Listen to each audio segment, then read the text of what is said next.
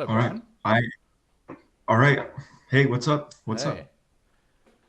So, Brian and I decided to have a bit of a conversation discussing a variety of topics. One of them is his OPS type. A bunch of other ones are some ideas on how he thinks about OPS and the community. Bit of spicy stuff, and let's dig into it. And also some interesting ideas. So let's have some fun. Yeah, Yeah. absolutely. It's great to be here, and I hope it doesn't get too spicy, uh, or too explosive, or you Yeah. know, angry, emotional. I don't think that's gonna happen. I just Nah, I don't. don't think so. I think it's pretty chill. So So yeah, so Brian, his official type and his self type are not in match. Brian's self type is INFJ and IFE, and his OPS type is TISI, so INTP. And he's pretty much in agreement that he's play last, and I think the same. And my opinion is that I think Brian is his official OPS type, and we're gonna try maybe walk through that. But there's a bunch of other things to discuss and to dig into. So what you were mentioning, where should we start? Because we had a conversation a moment ago, but the audio was not fully Yeah. recorded, so we're gonna have to start that one again. Well, here's what I'll say in response. So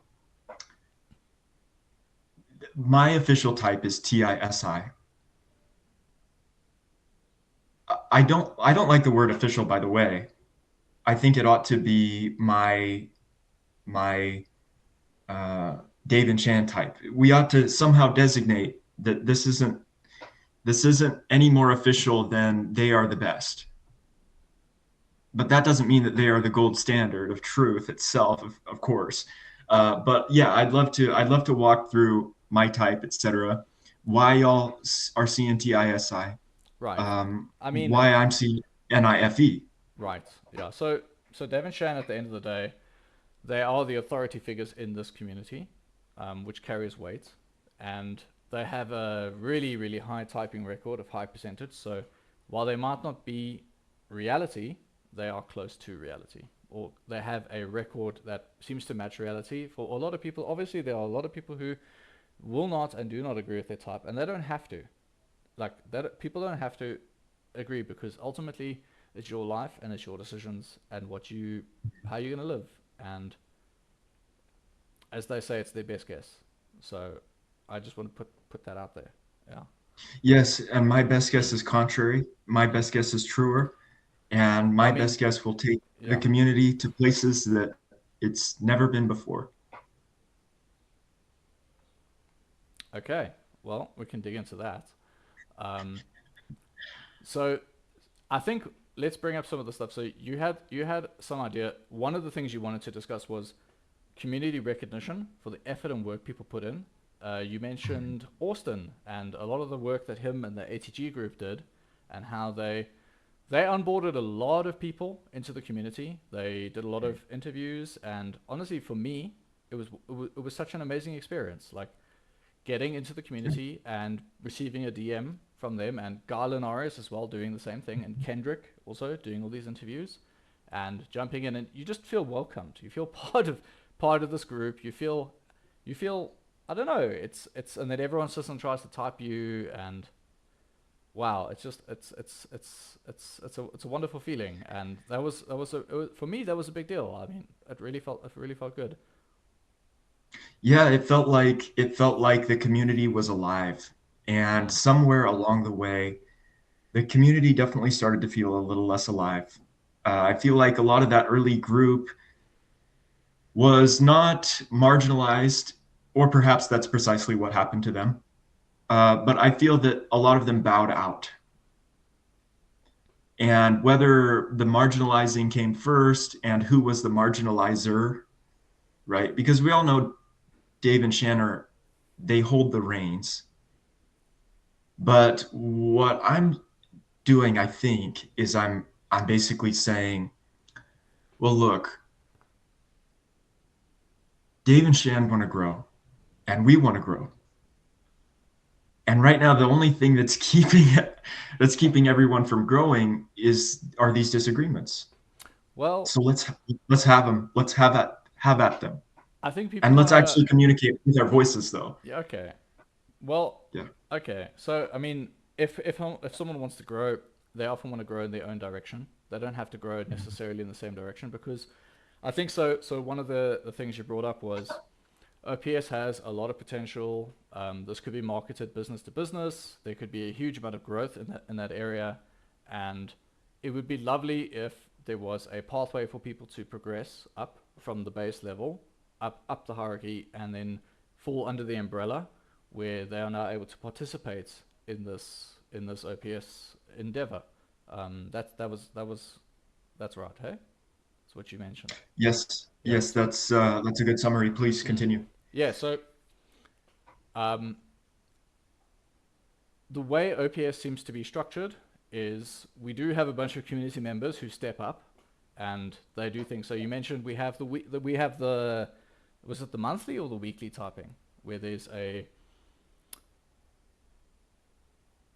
spread Weekly. a weekly, yeah, the weekly typing. There's a spreadsheet put out and saying these are the people who got these coins right, and then at the end of the year we tally that and we have the OPS king and queen, and we've had some wonderful people who are very consistent, very good results, and those they get 5 minutes of time in the sun, and then off they go, and we forget about it, and then we Right. carry on with our lives. So, but this is just a pattern. This is Mm. just a pattern, my friend. And I'm saying I believe that we can change this pattern.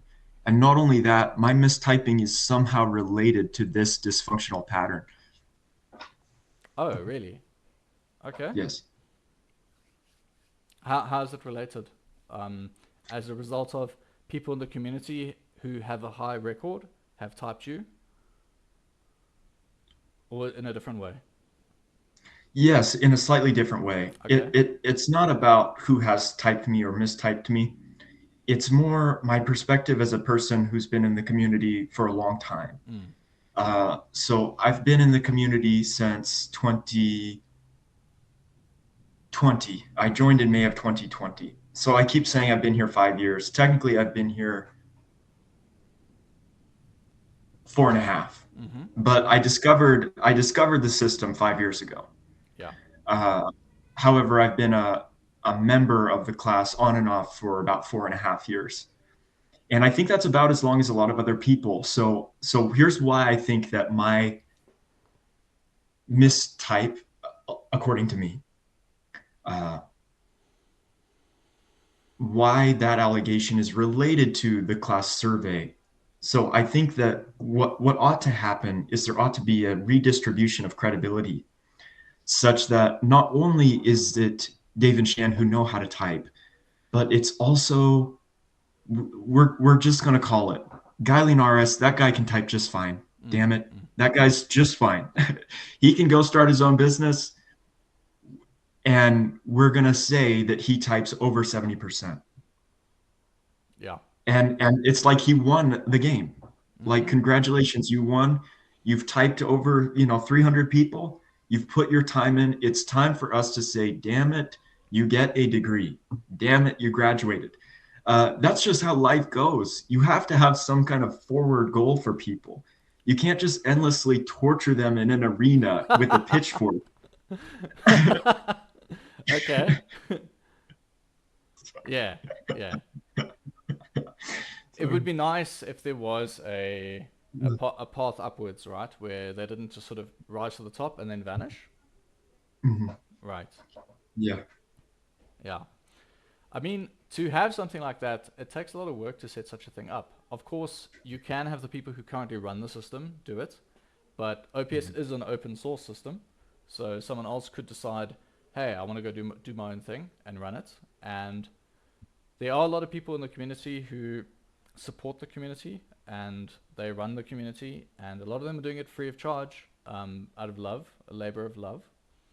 And I mean, we don't know if people are being paid in private, but it's it's it's Right. what is It's a the labor of love. yeah. So this is something you're concerned with, and I'm sure there are some other people who feel similarly to you about this issue. Um, I would say, yeah, it takes a lot of effort to set something like that up because there's got to be somewhere to go. And I think what you're trying to drive at is that there's a distribution of the authority on who gets to say what the correct type is. So you go to Dave and Shan, they give you a type, and you say, okay, yes, we know that you have a very high track record, and a lot of people agree with this, but here's a bunch of other people, and if you can get more consensus, like more people to agree, or you want to say, I like this person, I prefer their method, their methodology, I want to go with them. So is it that you want more options, and then you want a way that they can fall under and let's say be verified or an authority, and then we know that well they have a track record. These people every week they sit and they type, and there's a proper leaderboard where we can refer to this constantly and say I'm going to pay that person to type me. Yeah. Yeah. Yeah. We can, yeah. And this is the initial starting out for anything. Mm-hmm. And I'd encourage people in the community to see just what an opportunity this is. One of the reasons why iPhones and cars and houses sell so well is because everyone needs one and everyone has a type. And actually, as the type string gets longer, it actually becomes a more scarce and therefore valuable commodity. So if I am just going to type you, say, as an ENFP, Mm-hmm. that's actually not that scarce or valuable of a commodity because it doesn't take that much labor for me to determine whether or not a person is an ENFP, at least not on the face of it. But if I am an expert with 3 years of practice in a grueling system where we have two absolute military police chief NTJs in charge of us, it's like, okay, all of this TE and FI and like strengthening. That's Mm. what FITE is so good at. And that's been a big part of Gavin Shan's product is making us stronger. It's like, okay, now we're all a bunch of super strong little superhumans in here because you guys put us through such grueling growth. It's like, isn't it time for us to give? So if I type you to a 512 or even a 2048 type string, I can charge you a lot more because not only is that type string harder to get, the type of person who can type that type string accurately is scarcer. So I'm saying, look, that these numbers apply to everybody. We could all start making a lot of money, change our cultures, change our government, change whatever. I'm saying, let's look at it from the position of fresh eyes and say, what if you, Shan, what if you are Steve Jobs here? Dave, what if you are Mother Teresa here?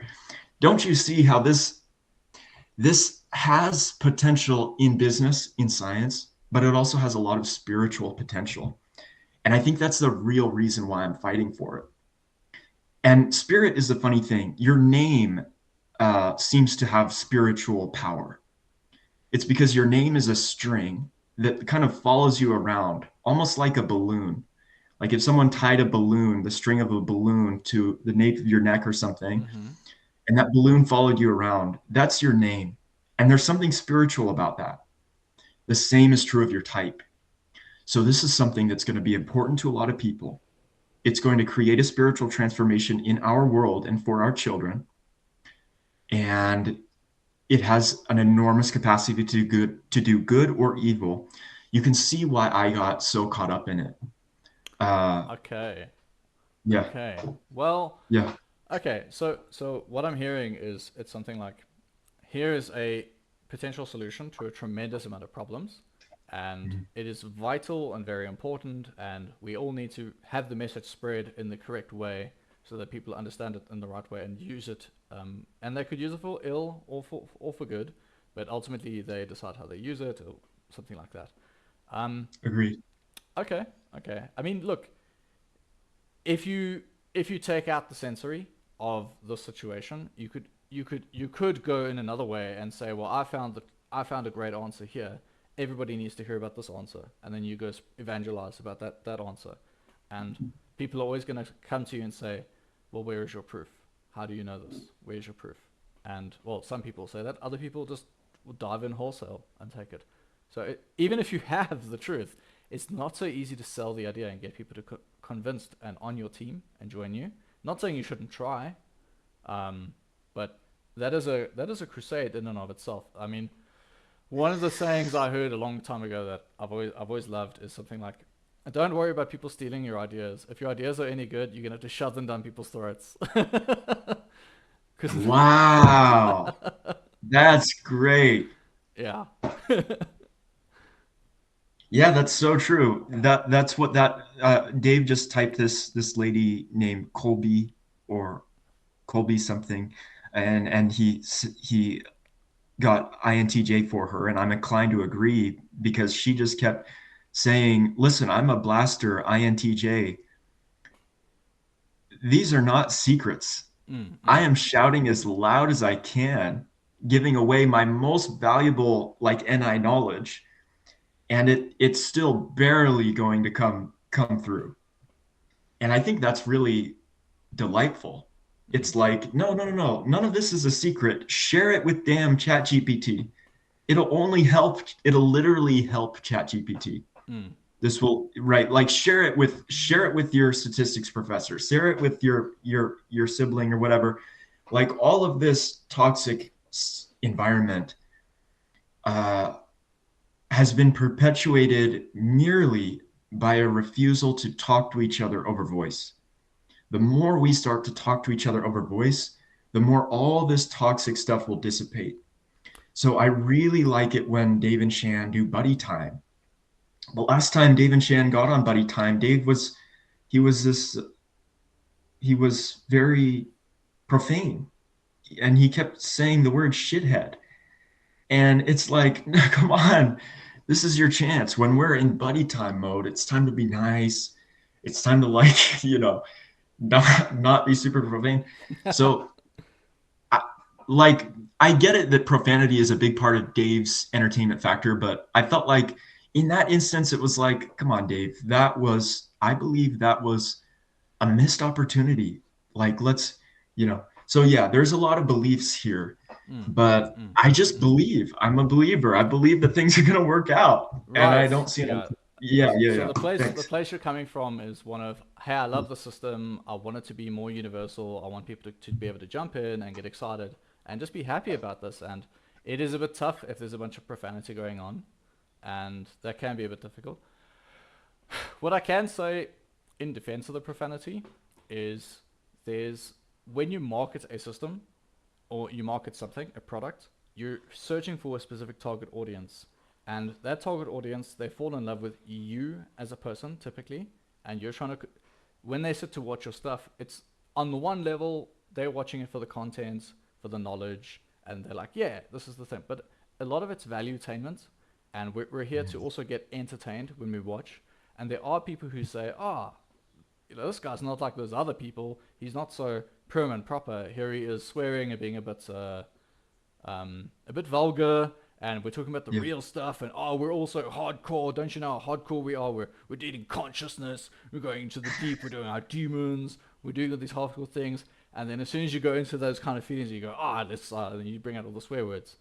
And yeah, I mean, yeah, it's possible. It's possible that you don't have to do all the swearing. You can say, yeah, we're doing something really heavy here. Like we're gonna do things that our brain doesn't want to do, and then we wipe it and go, oh, that was weird. yeah, So for sure, for sure. yeah. So that's so interesting. Okay, so Jonathan Pageau. I've tried to represent Jonathan Pageau maybe once or twice in the objective personality community, with a hope that we might, as a community, type him. But I completely get what you're saying about valuetainment. Mm, mm, One of the things he says is that when we curse, it's actually what we're doing is we're it's like we're telling God or something. It's almost like we're telling him that he got something wrong. or it's there's a mismatch, and we curse to correct the mismatch between how we think something should go and how it's actually going. So a curse is actually a sign that you're in a state of unconscious pain, which is exactly contrary to what this system espouses as a boon, namely consciousness and growth. When we're cursing, we're unconscious and we're in pain, according to Jonathan Pageau. And that's why I think a good spiritual like opponent or foil would make a really good counter argument for Dave and Shan's intensity, because all that intensity, all that valuetainment, it's good if you're thinking competitively. Mm.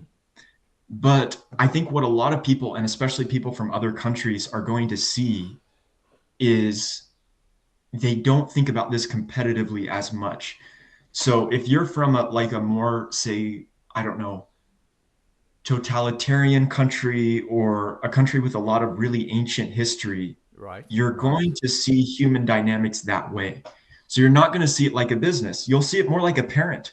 You'll be like, oh my God, Dave is like Vladimir Putin and he's invading our minds. Like, there are other ways to see That's a comparison.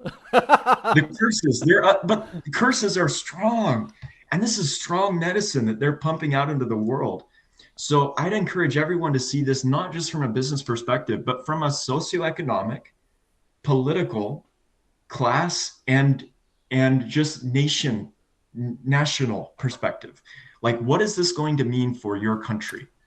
How is Savior, and say you're from France, Mm. how is Savior Demon going to go over in France, the land of the French Revolution? Like, don't you see? I'm being very spiritual here, Right. Right. uh, Right. Yeah, I'm trying to get but to I'm trying to get to the essence of what it is that you're describing and saying. yeah, So, yeah, would you essentially say it's something like there's I think you're viewing OPS as a means to heal the world, and there's behind something there's an animating spirit, and that animating spirit it fills the thing, the technology, so to speak, and then that goes outward. And the roots of a seed and the way that seed manifests in the world, it's very important, the initial starting conditions of something. And you want that corrected so that it's a smoother spiritual transition to go further out. Yeah, I've been studying a lot of Jonathan Pageau, so sure, I mean yeah, that guy, he's a tricky guy in a sense, because there's he's not being specific, but he's also not being specific on purpose about a lot of things, because there's certain things at the moment you mention them, they get devalued. They disappear. They disappear. And I've been trying to type him as well, and his brother Mathieu Pageau, and oh my goodness, I mean, ah, I think I yeah, think I think Jonathan's an INTJ, okay, and I think Matthew is an INFJ jumper. yeah. So Or Matthew might be an ISTP. I've had very similar ideas where I've thought Mathieu Pageau is an IP, pretty pretty Yeah. pretty pretty much feels like an IP, and then Mhm. Jonathan Pageau double deciding. Yeah. And I see Yeah. it seems like NI, because they always See, look, they're moving backwards and forwards in patterns, and yeah. it's still like definitely intuitive. But yeah, I mean I would love to have them typed. Obviously they're fantastic. It's very interesting, the world Well, I that love they're in. Jason. Jason, before you go on, I love that you said you just took an extremely conservative approach, and you said, well, it's kind of clear to me that Matthew comes off IP and Jonathan comes off double decider, and I would completely agree. Mm, mm. And so one of the beautiful things about voice is if I'm texting you over the Facebook, I can only send you really that thing that I really intend to say. Yeah. But when you talk to someone, all of these accidental things come out, accidental disagreements as well as accidental agreements. And the system grows around those accidental agreements. Mm-hmm. So the fact that the system isn't enjoying any real conversation right now is a testament to its sickness as a kind of metaphysical plant. It's not, it's like And I do see things spiritually, and that's going to be reflective of an INTP or an INFJ. Uh, Jumpers, all those introverted NT guys are Well, going to sound like me. yeah. Go So ahead. I hear that, right? So I do know, I do know that there's some kind of pattern there where there's these demon FE. There tends to be a lot of this spiritual interest, and I don't know. I mean, I have my own ideas as to why that is, but they're just total guesses. It's to me, I see it as a way to look forward into the future and see what's going to be valuable in the future, and to not be judged by future people. It's a way to dodge judgment in the long run. I see Brian Johnson doing this thing where he's, what will happen in the year 2500? Who's going to be? And so he's like, well, therefore I will be a vegan. And it's like, okay, and what else can I do to be moral for the future? And Yeah. it's I think he's an ISTP. I don't think he's an INTP. oh, interesting. I think he's more of an ISTP because he's a little bit shallow. And I noticed that a lot of SC can be shallow. Plus his NI is very I mean, like here's Shane, something I what made. about all these deep SE people who have like really built their NI, and now they hear this and they just go, oh no. Well, now they just jump off a cliff, I guess. No, no, they'll be fine because guess what? I think so. I made this, right? Okay. And I think this is a good example of NI, whether you have NI or not. Oh, okay. Uh, Interesting. it's So a this bunch is of this is plans. about you. Um. Yes, this is about me, but it's a Hmm, bunch of plans. But on the subject of Brian Johnson, yeah. I think his NI is like this is NI on crack. Is what he's doing. I don't think what he's Really? doing is SI. Because I don't think what he's doing is SI. I think what he's right. doing is NI. So And like he's going about it, obviously. But SI, like look up Ray Kurzweil. Ray Kurzweil was doing this before Brian what is that Johnson. name? Ray Kurzweil, he does pianos and stuff. He was into biohacking. Uh, yeah, this guy. Okay. He I think is SI Hmm. because he doesn't just stop with biohacking. He also does like just a lot of other stuff. But I think he's an NTP, and he might be an ENTJ for all I know, right? Right. But Right. I'm just saying, like we're trying to get to the root of a lot of different things at once, Mm-hmm. and the best way is to just to friggin' start. You know what I'm saying? Yeah. Okay. I missed the thread of that though. Where did it go there? You were saying, okay, I don't. Ray Well, Ray I began started. Ray began this idea. Are you trying to get to the root of who started this, and who's continuing it? Okay, Yes. yeah. So Ray starting it, and then later we've got Brian Johnson, who's busy trying to run the show, and he's trying to be Okay. the most measured man in history, and he's doing all Yeah. those different things. And I mean, he's been through some real decider stuff, and he's maintained his sleep regardless. He's got a perfect track record, and he had people trying to blame him. His ex partner was trying to blame him for. There was a whole court case and things, and he was getting sued. And he said, "I'm going to fight this. I'm going to fight this all the way through. I'm not going to just pay it off and let it and try bury it." So he made it a big thing, um, Mhm. which I personally see as a lot of flex, as in he Mhm. wants to maintain his image. It's very important to him to protect that Right. image. But I think there the way Well, OPS, yeah. I think who a person is not arbitrary. So when Brian Johnson, okay, so we've got ourselves a millionaire here, and he's a tech millionaire. He lives in a house filled with machines. He took the blood of his own son Mm-hmm. in order to revitalize his own youthful vigor and biological prototype.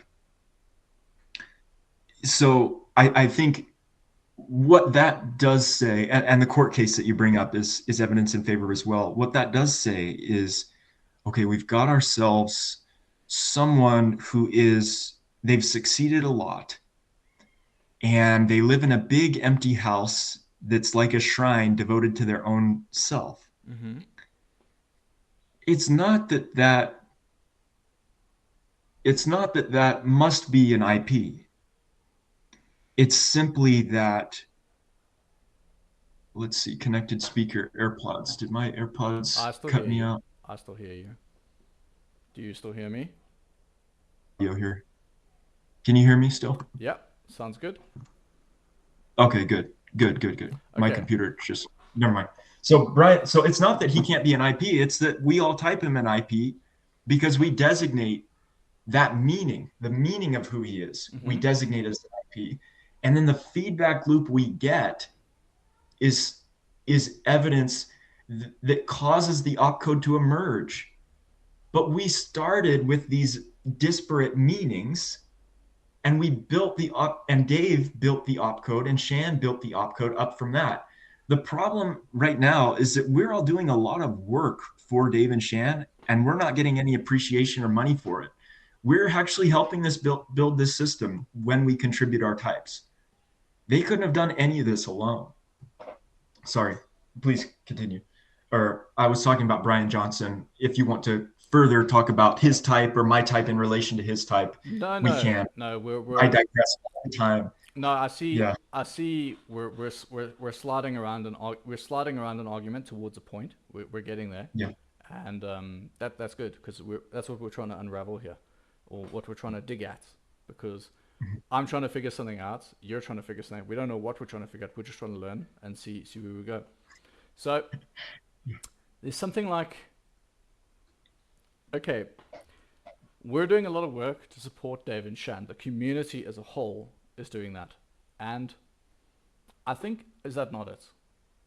Well, I think we're doing this for ourselves. We're not doing this for them. Right, right. I'm just in this for me. Okay. I'm not doing this for them. They can go off wherever they want. I still want to work with this system.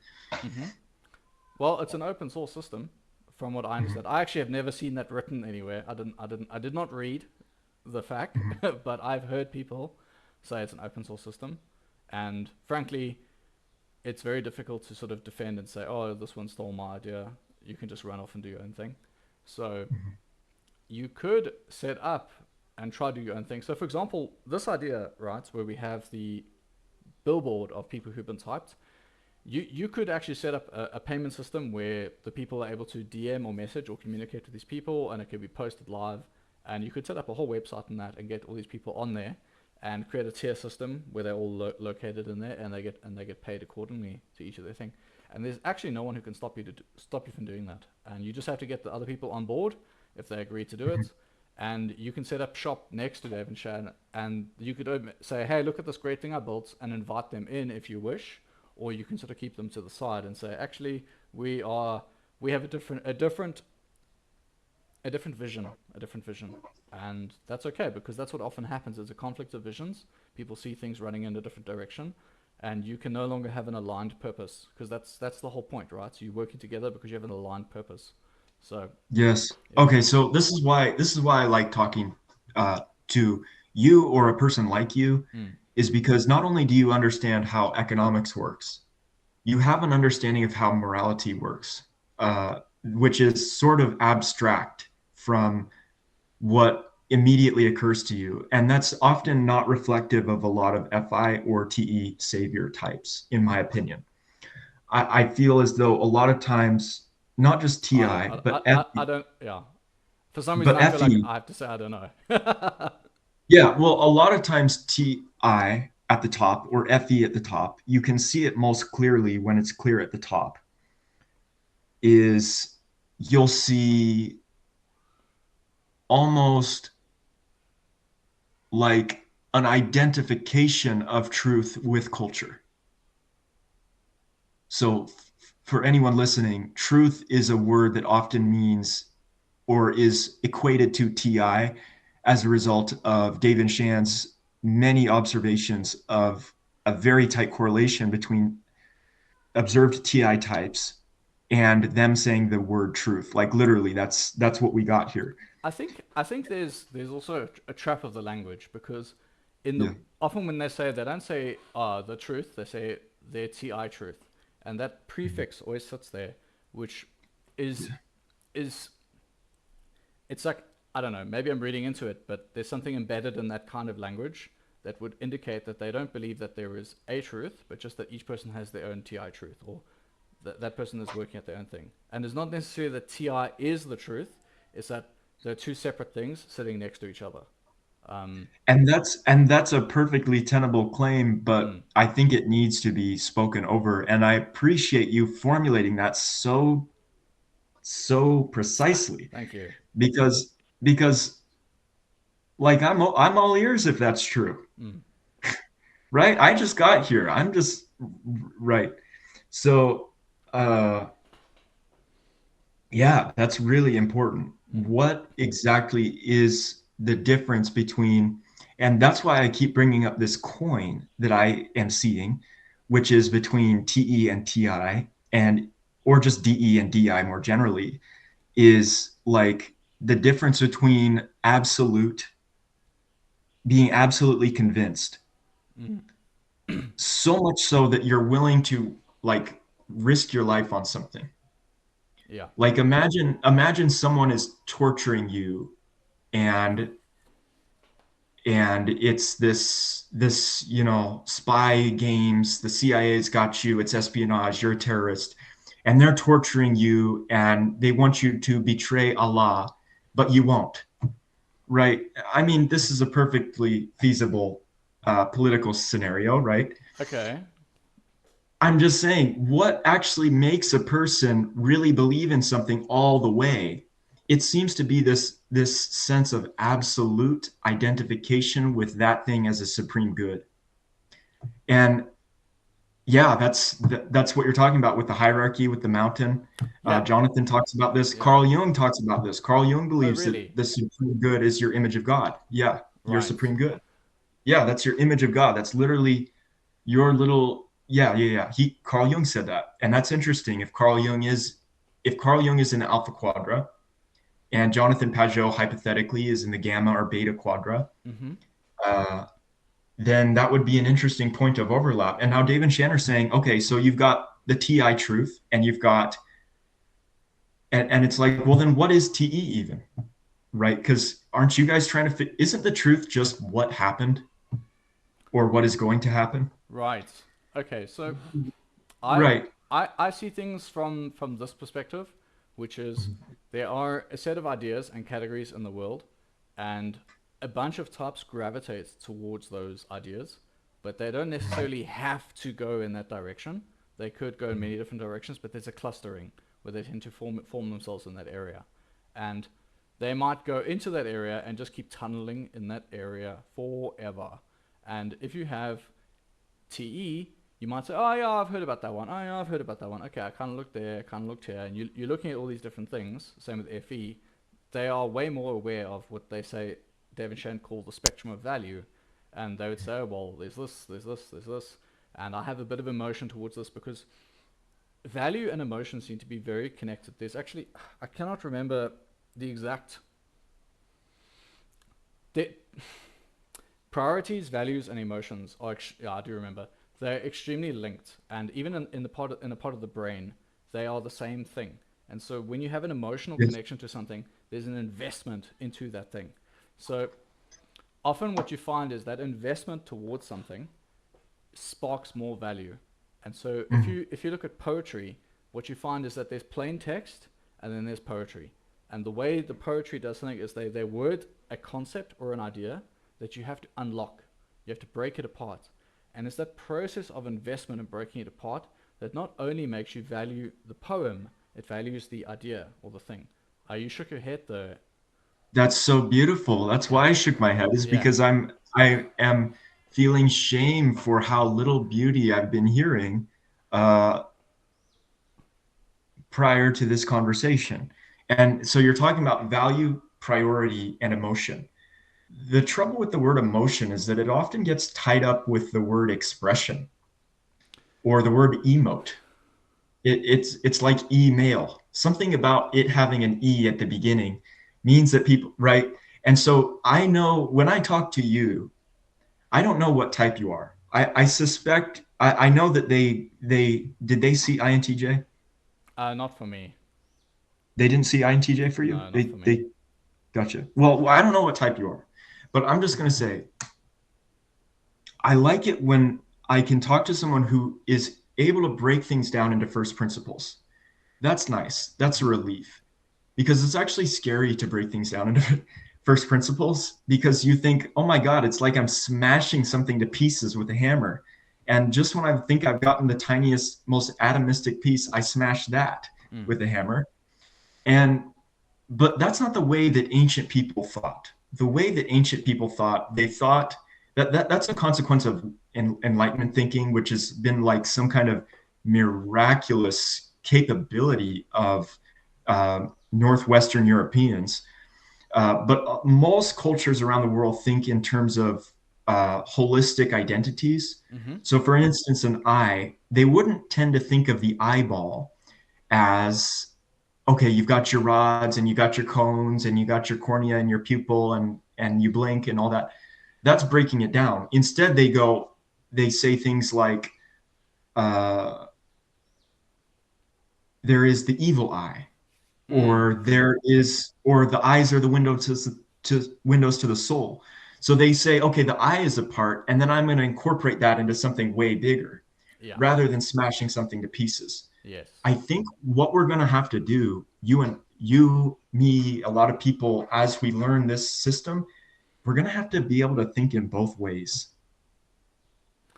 And that's going to be a huge Well, challenge I for mean, thinking types and intuitives as well, because they're going to have to go towards that sensory side. So, okay, so I mean, you're hitting on a set of ideas that I am mhm, completely gripped by. I mhm, love this kind of thinking.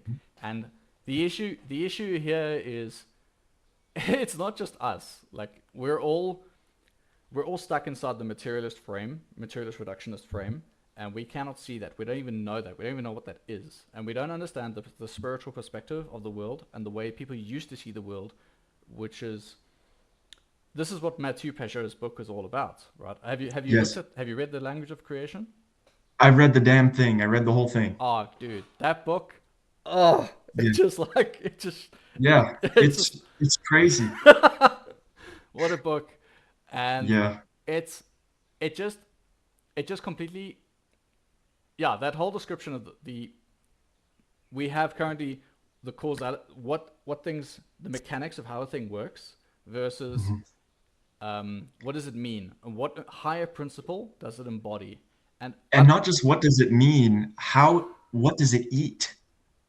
yes, yes, And he doesn't get into that as much, yeah, but that's sort of the more feminine side of telos. yeah. And I think that there's a Is it lot to telos? be discovered here Yeah, it is because telos. he's thinking in terms of like regular old telos, Yeah. and I'm not that big into like Greek. Like, there's a lot that I have to learn Mm. here, but I think that a big part of what we're going to learn is that the word materialist is actually a an illusion, and that the norm of life is transformation so instant that the one instance of matter has already transformed itself into a new instance of matter. I believe that there is such a thing as something like psychic conception, which is mirroring biological conception. And that's why we call our thoughts concepts, is because we conceived them. So I believe that materialism, it's not that we're not made out of material. It's that we're an extremely transcendent, competitive, transformative, and ever-changing type of material that's so damn magic and like unpredictable to even the strongest of predictors. Even once you create a predictor that can predict that thing, you've created something so dynamic that now you've created something that is an entirely new reality, an entire step above in terms of how far it's getting away from static material.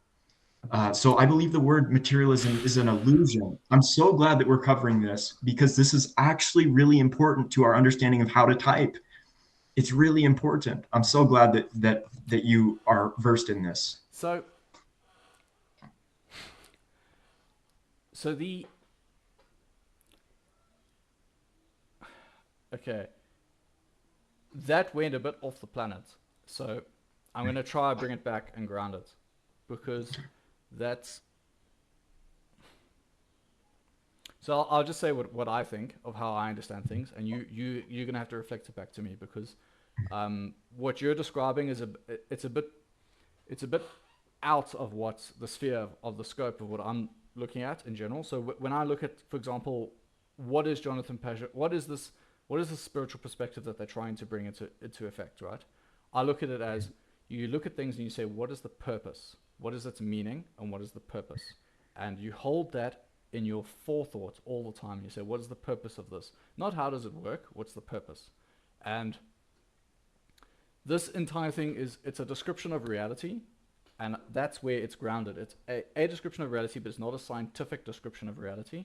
And it's a way to understand identities and how parts fit into an identity, and what makes a stable hierarchy, how to organize one, how to have a hierarchy where the top nourishes the bottom, and how these things move, and how to integrate the strange from the outside into the hierarchy so that it doesn't stultify and die, where it becomes solid and collapses, because there's no more life, Right. there's no more water, there's no more flow. And this is the Exodus story of Egypt, where they had a tyranny of identity, and they tried to subjugate that which was below the hierarchy, and then they wanted to hold it and keep it and control it and make it part of themselves. And they were essentially like being like a vampire on the top of the hierarchy, just eating those below. And I see this idea moving into how you organize everything, absolutely everything, how you organize a company, how you organize your family, how you organize yourself even. I mean, what principle animates you and eats the other parts of you and dominates you? Like what is running you? And so I'm looking at it from this perspective of what's useful. Okay. So I whether there's an actual God or not, I mean, I see the God of Jordan Peterson that he's trying to Yeah. describe, and the God of Jordan Peterson seems to be something like, you run your life by a story, and you think you run it by what you see, but what you see is not what you think you see. It's there's another map going on, and there's a value hierarchy of things, and there's a highest good that you're striving towards. And he says, why not call that God? And how do you achieve that? Well, here's all the things about how that gets arrayed and aligned. And it tends to be the order and chaos walking the line between them, because you don't really know the outcome. And if you try to assume you know the future, you are confused. And this is what got me fascinated by Jonathan Pageau, was the discussion about AI and egregores and golems, and how you have a spirit that animates something, and you think you know what that is. Like, we create social media and we think we know that we control this thing, we understand the spirit that runs it, but it has its own spirit, and it takes over and runs amok, and you lose control of it. And I wanted to understand that perspective of things. But I've ranted here for a bit. There's a lot behind all this, and Well, it's going to be misunderstood, because people don't understand. They're not going to understand all the different parts that fit into that, because there's a whole backstory, and there's so much. You have to shift the way you see the world, and it's a big thing. I don't know if we're really going to succeed in convincing people about this. And right. it's more fundamental than the scientific worldview. Like, it's way more fundamental than that. Yeah. It's way more. Right. And Well, we okay, do it okay, okay. unconsciously. We all do it unconsciously. We don't even know we're doing it. Right. So the scientific worldview, it assumes that I'm an already evolved, sentient super ape. But if I'm a cat, I'm not doing any science. Mm. I can't pick up a beaker with my little kitty paw. So it's so when you say something like this is more fundamental than the scientific worldview, I think a big misunderstanding that could also come is not just one of people literally not understanding your terms, but I think another possible misunderstanding is they understand us just fine. They understand all of our terms just fine, but they might be getting lost it in the intuition and not necessarily in the sensory.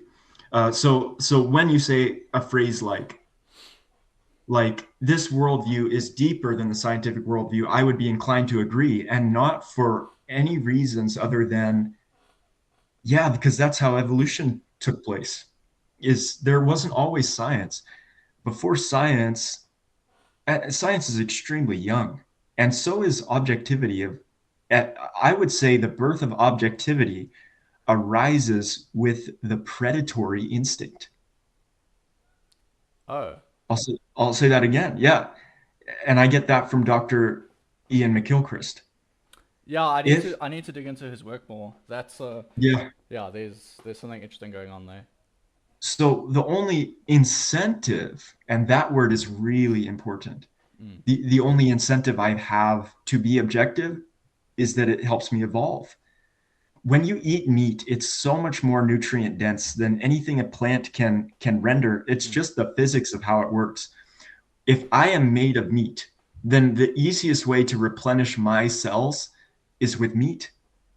It's just a little bit, and obviously there are a lot of plants that are working around the clock to feed us to this day. And so obviously agriculture is better, but yeah. if it's just me versus nature, I'm gonna choose meat when I have the option, and that comes before science. That's and I have to be objective and strategic, and I have to be careful. And when you're hunting, you make mistakes. You might fall out of a tree, and you have an objective.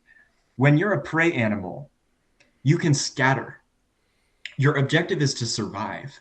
So you don't have to be as objective. You can actually just ride out your own fear. But once you become a predator, you need to be able to be afraid, but you also need to be able to turn off your fear. And I would argue that that is the earlier scaffolding, which gives rise to objectivity, is is the predator prey, uh, and we're still using that. I imagine to some degree is the predator prey distinction, and I think, namely, I think that that's going to be reflected in the ventral and middle, ventral medial prefrontal cortex. I think that's where feeling is located. And then the dorsal lateral prefrontal cortex is way up here. And I think that's where we think. I truly believe that from reading a number of sources. So, and yeah, Okay. that's a lot. Well, okay. So what I'm seeing there is there's an idea that you've brought out here, which is I am meat, therefore I eat meat because I'm eating more of my essence. I'm integrating more of what I am to increase myself. And if I integrate something that is foreign, a foreign agent, it may not agree with my body or my system, and there could be an issue there. Is Or that at least not as readily. It's not as efficient. So okay? it's not. So I don't have an incentive. But go ahead. Okay. So Yeah. I mean, this was an idea that was tremendously attacked by the Enlightenment and the scientific worldview. Uh, took this idea took this idea apart, but I mean, if I'm going to argue both sides, you would have something like you could say the scientific worldview guys are so tunnel visioned that they cannot understand what is the purpose or meaning behind what is actually being said in that set of statements, and they're reducing the thing down to its parts and saying, well, hang on, we can measure your blood glucose levels, we can measure your this, your that, and when you do integrate that item, we can see the actual effects on your body and how that works. And I mean, one of the things that we know about eating meat is when you try to digest it, it takes a very, very long time. And one of the connections between how our brains got so big is that we were able to cook food, which then reduced the digestion time and our ability to absorb protein through meat. I think it was something like that. Not, I feel a little bit shaky ground, but there's something to that degree. I'm like 90% sure it's right. And okay, so there's that way of seeing things, but there's truth to both sides, right? Where the scientific worldview is not wrong. They have correctness, and to say that just because we're meat we must eat meat is it's you have two worldviews and you're elevating one above the other. And what Mathieu Pageau's book was describing was you have heaven and earth and mediation between the two. And if you have one that subsumes the other, then it completely dominates that worldview. And so there needs to be. There's the story of was it Balaam or something riding on the donkey, and he's got an order and he has to use his logos to make commands on the world and say, "You are this, we do this." But then you also have to listen to the donkey bubbling up from the bottom. And this is in a hierarchy, you have the bottom of the hierarchy and the top of the hierarchy, and the top of the hierarchy nourishes the bottom, and it listens to the bottom of the hierarchy, and the bottom of the hierarchy can move its way up. And if you say that just because of our one worldview we must eat meat, you're dominating the other worldview. You're sucking it in. Okay, that's a fair point. That's a fair point. I merely meant to say that if you look at chimpanzees, if you look at lions, if you look at a lot of the other animals which share our cognitive capacity, a lot of them are definitely firmly in the camp of carnivores. But I would absolutely agree, and that those animals occupy a higher echelon in their respective ecosystem and their food web. And there's another fractal recurrence. I think a lot of what you are bringing to the table is spiritually masculine, and that's different than, and therefore a little bit more attuned to order. One of the ways that I see that which is not order, I see it as change as opposed to chaos. And I see change as an introduction of time. So often if you just have a static image of an orderly hierarchy and you have a margin which is chaotic, like classic what Jonathan would spell out or draw out. If you have something like that, you fail to see that that's not how it works in the bush. And when I say in the bush, I mean when we are losing at being civilized. So part of the reason why we want order and we want to communicate is because we want to make sure that we're all on the same page, such that we can build something better than just having us all in the bush. But Okay. life will continue to fight on even when we have lost our order, Yeah. even when we have lost our language, even when we have lost the World Trade Center, even if the White House blows up. Like, life will continue to fight on. And I'd say that that's the spiritually feminine half, is that there's actually still a lot of vitality in the feminine, in the dark, in the chaos, and perhaps more so, especially as the masculine spirit becomes more stagnant.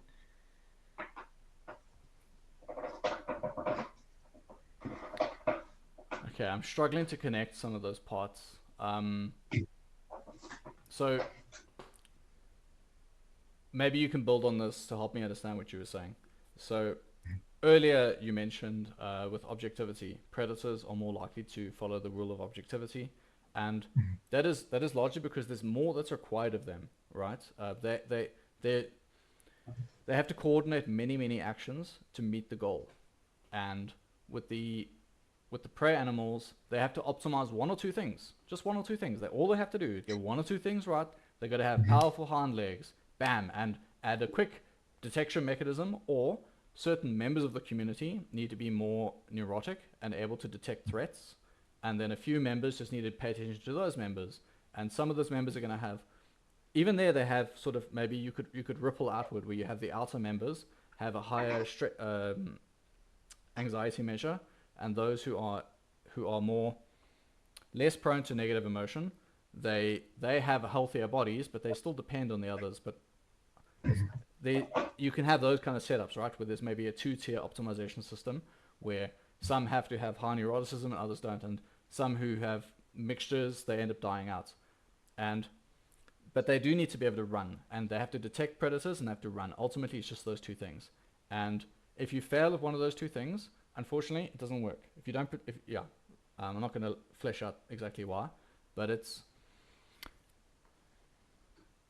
with the Well, there's predator, also you have your vision. The predator's vision system is so much more adept, and their smell system. Okay, the smell systems of the prey is also quite good, but the visual system is really good, and the hand-eye coordination has to be really, really solid. So yes, it does imply better objectivity because there's more where the rubber meets the road, and for humans, we have in the modern world the similar problem where you can kind of get by as you are, but we do have agents that wipe us out, and it's not just the environment and survival; it's ideas, and we've in the modern world we've forgotten how to properly like the scientific worldview has in my idea this problem, which is we used to properly understand how ideas get integrated into a culture and what a unity of identity of a people is or a group, and you can fractionate that by inserting many, many different ideas.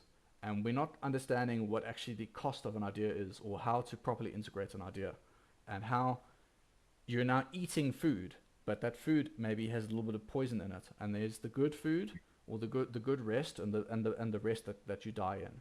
And as you digest and process that food, it might disagree with your organization and break you to pieces. So if you And that's what's so interesting about the ancient concepts of the gods is that and Jonathan has explained that he thinks that the gods eat us. And that's just kind of an extrapolation of those first principles is that, okay, so we eat other things. What is the incentive that reality has to prey on me? Oh, well, maybe reality is hungry. okay, So wow. that, and yeah, yeah, Okay, that's that's interesting. Okay, so I don't know. I mean, there's a degree of things that you can know and things that you can't know, and maybe you could say we know that by its causality, that we see that reality is eating people or ideas eat people, and this is where what's it? People don't have ideas, ideas have people, and the way I see this idea of as you describe the gods eat the people, there's there's two ideas that I see that I've thought about or that I've learned is you've got the one where you have the titans who are eating their children, the tyrannical titans who are eating their children, because their power is only because they have power. It's not because of competence, and it's just because of their station. And so they have to eat their children. So there's no more life. There's no more chaos coming in, no more newness, no more specializations. The children who come in who are different, the father can't accept that the children are different, and so he eats them. And that's what the Titans do. They eat their own children. And you have the other one, which was which is the Greek gods, and they negotiate. Zeus actually negotiates with his children. mm, He doesn't eat them. mm, He creates mankind. He's benevolent. They steal fire from him. That's an excellent example. The Titans do represent that which dies because it can't evolve. Uh, and they represent something more primordial. So the Titans represent primordialism going in the direction of something more sophisticated because the Greek pantheon is very sophisticated by the time you get to Zeus. He's at the cutting edge. He's Greek god 2.0. He's better than the earlier echelon. So bringing that back to what if reality is eating me because reality is hungry? It's like, well, uh, we would make sacrifices, and when I say we, I mean all of European history.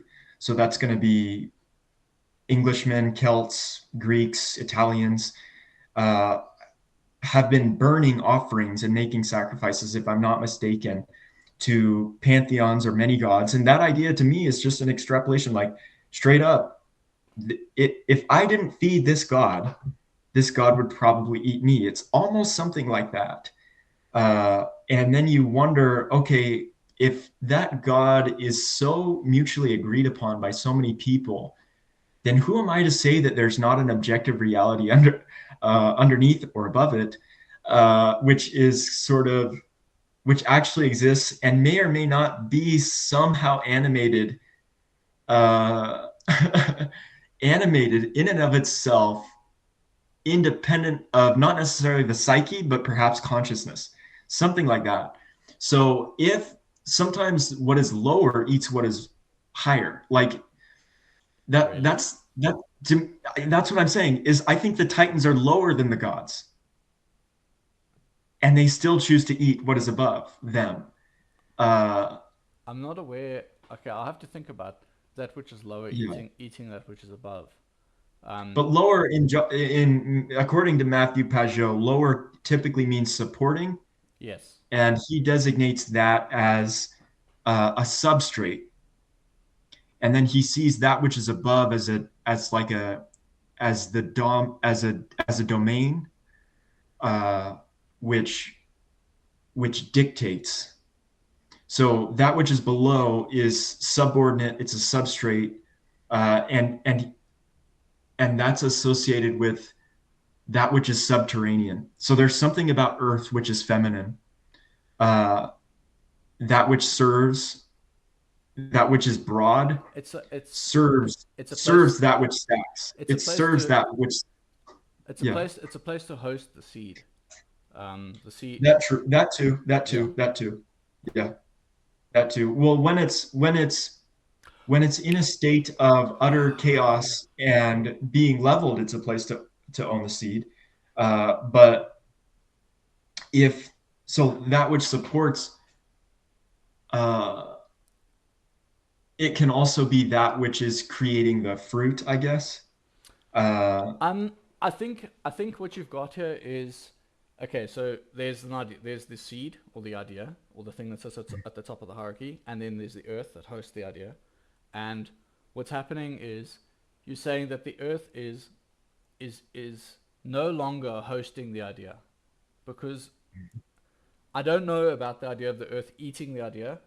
Or what you could maybe say is the idea gets moved to a lower position and then something goes above it.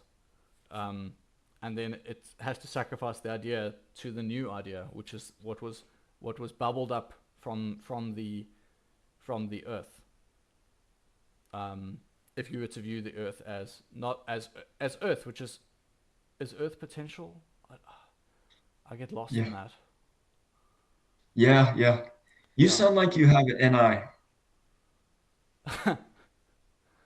it's not. It's not. You don't think it's NI. You think you're using any or something else or SE? um, You don't have to tell me you know I what you think about think your time. I think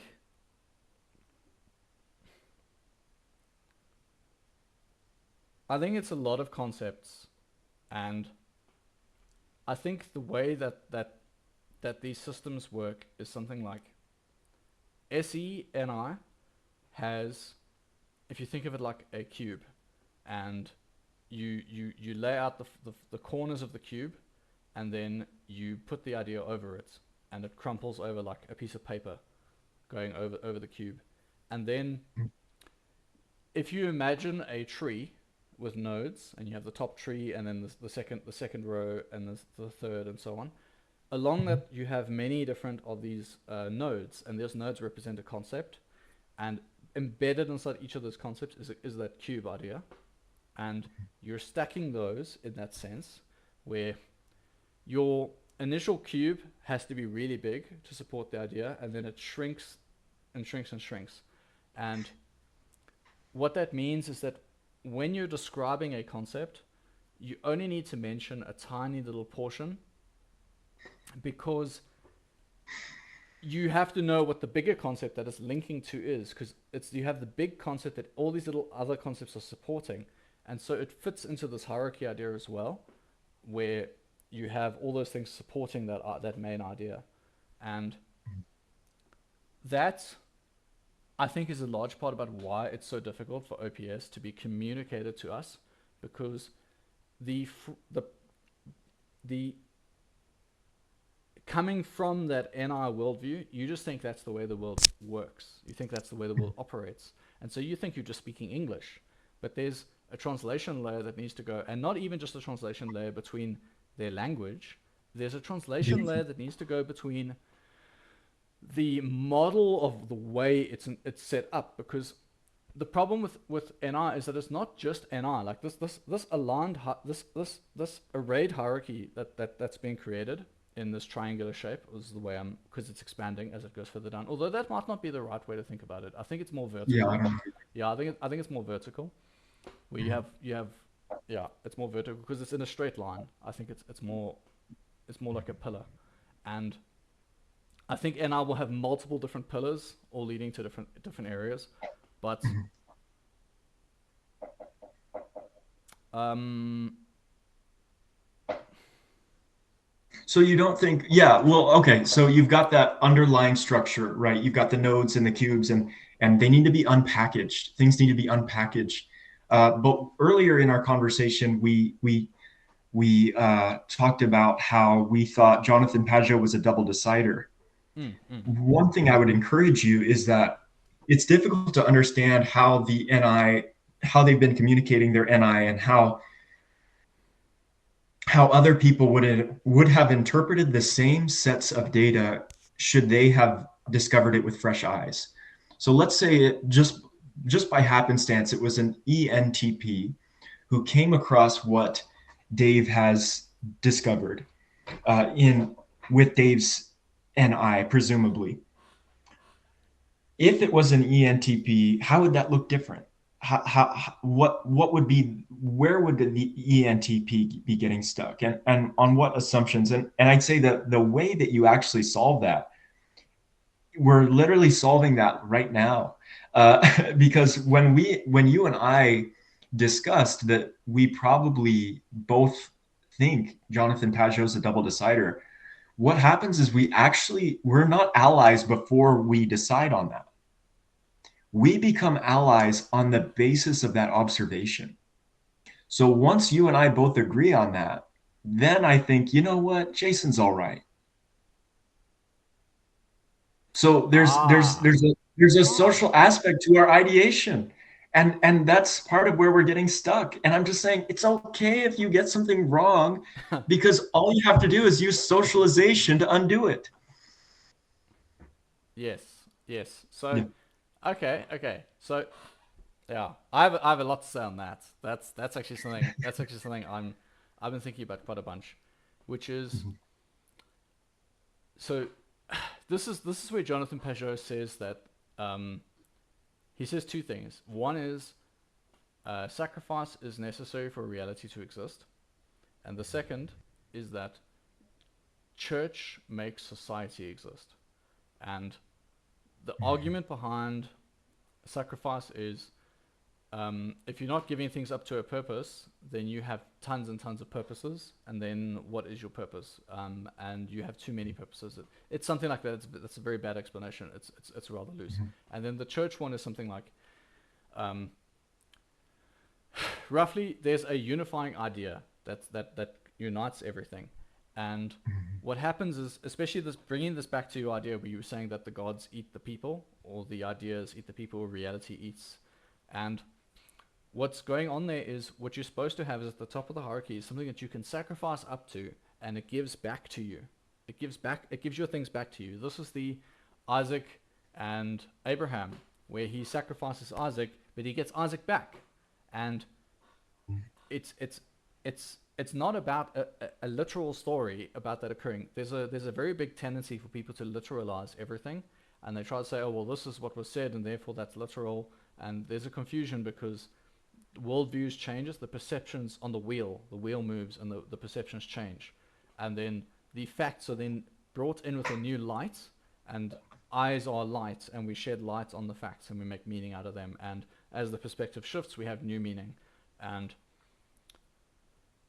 there's many different new things you learn, and this is also some of the advantage of the upside down world we live in currently, because We are spread out into disparate parts, and because we're spread out into disparate parts, we have parts that would never connect are now connecting. Like orthodox Yeah. ideas are being spread in America, but where I'm going with this is because now we live in this upside down world where the hierarchy is inverted and we all feel separate. This is this huge set of separation that we feel, and we all feel isolated and separate. And we only feel that connectedness where we have the same idea as someone else, where we agree on something.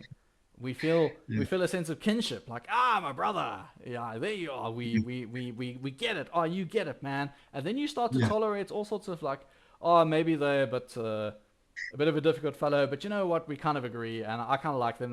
They got a bit of good or bad, and we get along. But when you find someone who just like won't see your perspective or won't understand what you're trying to describe, or they're not in agreement, it's kind of difficult. And there's that. I don't know if you know the story of the wedding feast, um, where Is it a parable by Christ? that's the one. Yes, that's the one. Yes. Yeah. Did Yes. you There's track there's Pesher's? many there's many is it that there's many women who come to him, or is that that's the parable of the bridegroom, or is it Yeah, the same bridegroom. one? It's the bridegroom one. Yeah. Yeah. Okay. So there are many women who are they're like suitors. There are many women Was it the who come to bridegroom? see him. I think he considers himself the bridegroom or the son of man. But please uh, It was please something continue. like you got to wear the cloak of the hierarchy, and if you don't wear the cloak of the hierarchy, you'll be shunned away and pushed away. Yes, Yeah, yes, yes, yes, yeah. yes, yes. So The this is of the hierarchy. Wow, yeah, wow. Okay. Well, that's great. But I'd say that there are things that happen outside of the hierarchy, even the supreme hierarchy. I'd say a good question to ask is what is the opposite of sacrifice? And I'd say to some degree it's indulgence. yeah, yeah, And the reason why indulgence and you could think of other opposites along other dimensions, like the opposite of what is sacred is profane. So there might be some other dimensions to this idea of sacrifice. It's not just a one-dimensional concept. But the opposite of sacrifice in a strictly emotional sense, I would say is indulgence. mm, And what is indulgence? I would say there is never and has never been an instance of indulgence that did not evolve the subject who chose to indulge. I think indulgence without exception evolves you at least somehow to some microscopic degree, no matter how petty your indulgence is. It wouldn't be an indulgence unless it actually was evolving you as you indulged in it. Sacrifice, what it does is it says, no, I'm actually going to choose death here because and it's not just that I'm going to choose death because it will give me life later. It's something more holistic. It's more like no, because reality is trying to eat me. Like it's a prey. You're literally a prey animal before, and that's how the Jews come off in so much of Scripture. Is no. You don't get it. We're not all about alpha male and all this. We're just trying to not get eaten. And so fear has an enormous hold on the Old Testament. I would say the Old Testament is almost defined by fear. Uh, so yeah, so I'd say that's the opposite of sacrifice, and everything I just said about indulgence, about evolution, it what it does is it goes outside of the hierarchy. So you say the bridegrooms should have worn the cloak of the hierarchy, and then they wouldn't have, I'm sorry, the brides, and then they wouldn't have missed the bridegroom. Well, I'm saying all those women who do miss the bridegroom in the parable of the wedding feast, you can think of them as they're left without sacrifice. That's what happens when you just have indulgence and no sacrifice. But they made that choice because they thought it was better. It, I'm starting to get away from the metaphor that Christ puts forward. yeah. Uh, I'm following you. but you can see how I'm painting a worldview where spiritual femininity actually sometimes ought to usurp spiritual masculinity, and that chaos has to be almost like woven around the hierarchy for the hierarchy to feel alive. Otherwise, it's just stone. It's just it. Right, right. Yeah, Okay, okay. yeah, yeah. So, so, so the way I see it is we have cyclical reality, and we move in cycles between things.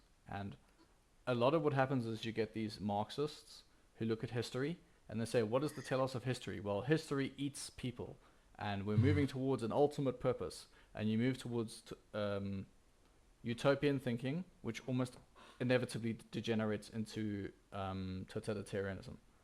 And it's sort of trying to move everything towards a point, and then they adopt ideas where they say, well, it doesn't matter if you live or die because ultimately you were going to die anyway. But as long as you're moving, helping us move towards this purpose, and there's this ever evolving purpose that we have no idea what it could be, but we're trying to get there, and we just got to get rid of all the things that just don't fit, and then we'll eventually arrive at the final outcome. And I see it as it doesn't work that way. I think it's more cyclical, and Mhm. I think there's value to what you just expressed, which is okay, you break the hierarchy into disparate parts because that is what you're describing. And that's the world we live in today, the upside down world.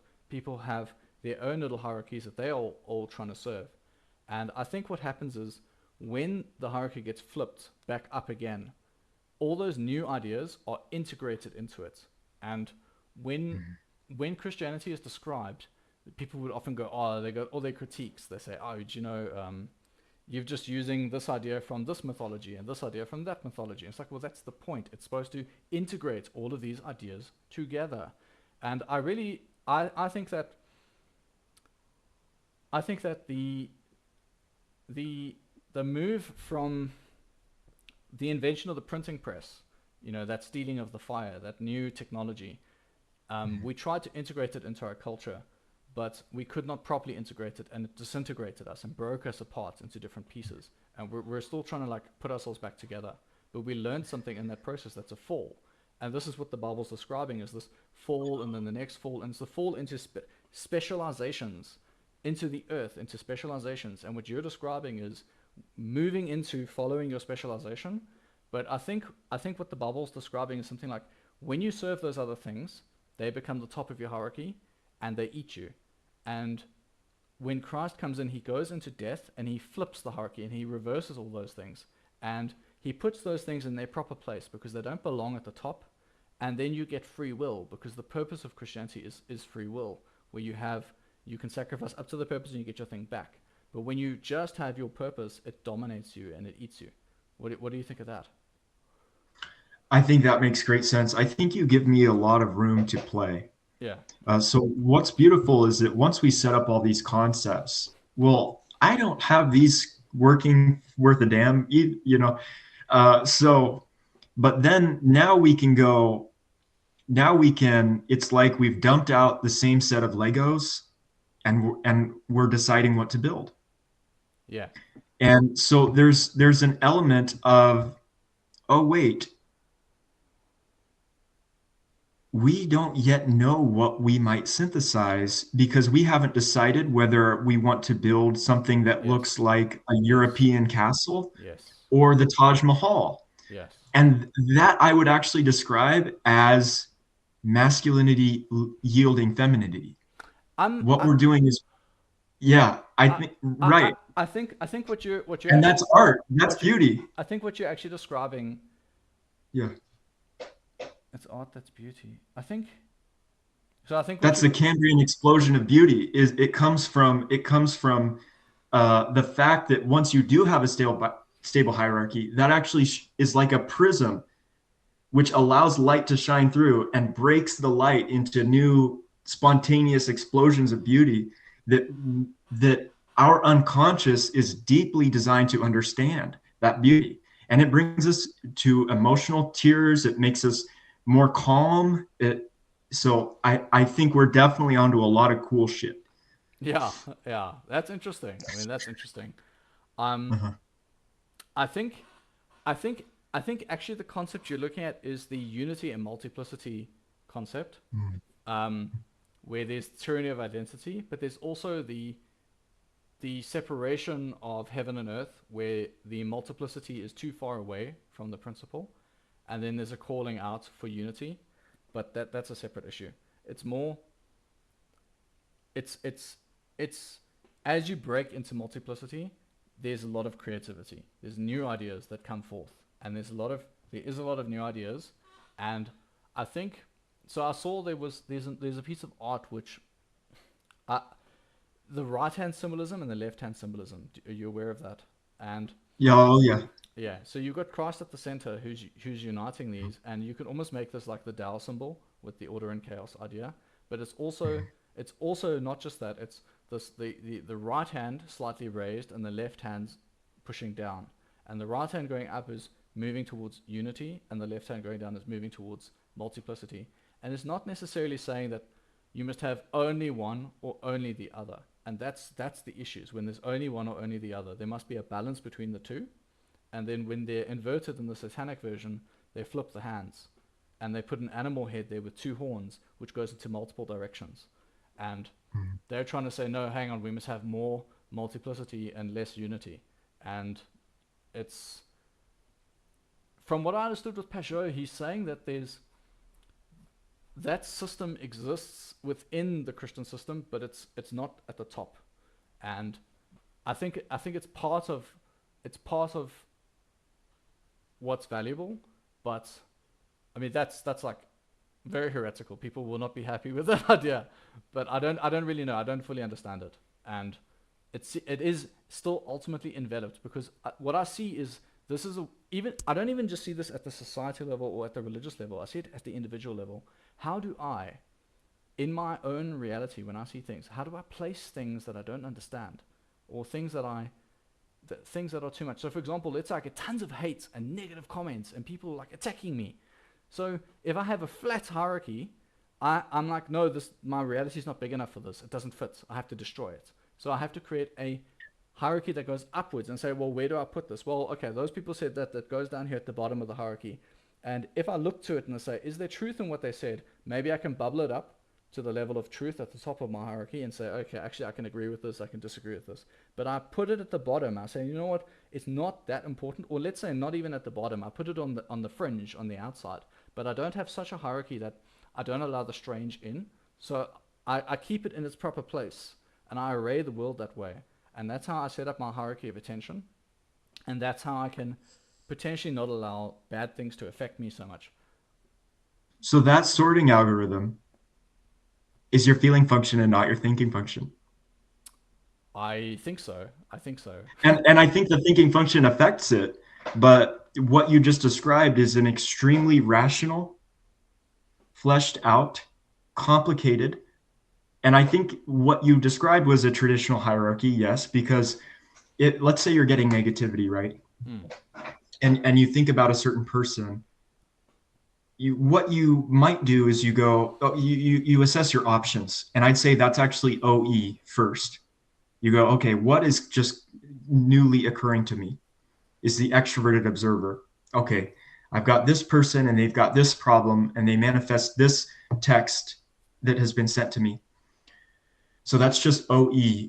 And you're taking in basically just whatever reality is throwing at you. And this is really important for free will, is understanding this distinction. And then what you described is that you begin a process of sorting. And this I would call emotional discernment to a layman. Obviously, you and I share a lot of symbolic nomenclature, Yeah. such that we can talk like twins right now. Yeah. But I'd say what we're doing is we're doing like emotional discernment when you create that little hierarchy, Hmm. and that Oh, for thinking sure. instead, Yes. Yes. It is discernment. and and thinking, yeah, it's discernment. Yeah. And I think that's what FI is. I think DI is much more discerning than DE. So when you put value evaluation with DI, what you get is actually, it's not this favorite blanky gummy bear little function. FI is fighting for the feeling function. It's discerning. It's splitting hairs over feeling, whereas the introverted thinking is splitting hairs literally over thoughts themselves. But thoughts can think about values, and values can value thoughts. That's why things get so difficult when discerning the two. But like you said on the subject of a traditional hierarchy, so if you get some negative data, you want to sort that into a hierarchy, and discernment, it's not just splitting, it's also bubbling. So I love how you Yeah, mentioned yeah, bubbling. It yeah, sounds to me like you do have a little bit of a software background. yeah. But a bubble sort is a certain kind of sorting Mm-hmm. where you slowly but surely bring an element or uh, string or number to the top of a list Yes. as a result of a slow sorting process whereby you compare one to one. Mm, mm, mm. Right. So we got Exactly. these, but Exactly. they go way deep and we do Yeah, them really fast. yeah. Like we do them really fast. Well, yeah, Uh, yeah. so,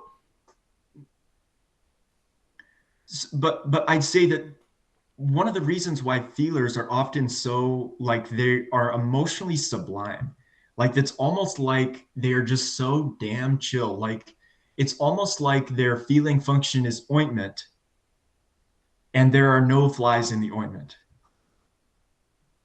That's how the really strong feelers come off to me. And it's almost a kind of cleanliness. And you realize, oh, well, what is cleanliness if not separating, if not sorting, if not cleaning? And there's that connection between cleanliness and godliness, which is an old maxim that cleanliness is the closest thing to godliness. So what I love about what we're doing right now is I see it as religious reconstruction. Mm-hmm. Deconstruction is lame. That's for people who want to die, and I don't want to die. No. I want to live. I Yeah, think I think domination is a far greater meaning than friggin' deconstruction. Like, yeah. how about we have at the good old fashioned domination game rather than all just offing ourselves? Good Lord, right? And so I think we're engaging in the process of religious reconstruction that, and it would not happen. This would not happen unless we both took the heroic initiative to as comrades like build back up this old uh, castle. It's like we're refurbishing a church, but maybe we're painting it differently, and maybe we're adding a wing, and maybe we're taking down a wing, or something like that.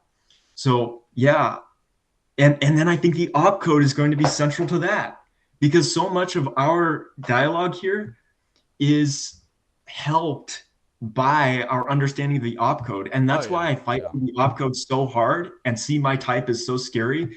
Like, because it's like, no, we got to get my type right because I want to be able to use this language with other people. And if my type isn't right, then I'm just really scared that I'll never be able to talk this language. And I think that, excuse me, and I think this language has so much redemptive value for what we can figure out together if we have not just the opcode, but also cognitive science, religious language.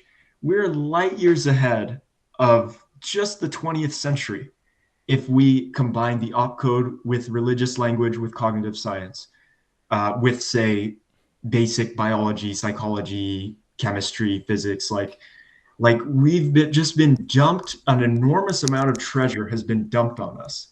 And it's our job to basically uh, not just melt it all down. Like that's literally the task of my life. It's just I've got too much treasure in a sense. I don't Okay, okay. know. Um, yeah. I mean, I, I, my own journey with OPS has been one where I got my type and I thought, oh, oh, that's cool. And I tried. See, I have a lot of practice with integrating new ideas into myself, and I know that when I integrate a new idea, I let it possess me. I put the hat on, and I know it will possess me because you have to have an embodied experience to really get into something and understand it. And so you have to put the hat on and let it dominate you. But I always understand I'm wearing a hat right now, and I've got to take the hat off at some point. Sometimes I forget to take the hat off, and then I keep operating in the world, and I'm like, oh my goodness, what's going on now? And all these things are happening, and then you're like, oh, I forgot I'm just wearing this hat. You take the hat off, and you jump into a new perspective. And I, at some point, was like, yeah, ops is cute, but ultimately, people have figured out how to live for a long time, and there's some fundamental ideas for how people should live, and ops isn't that important.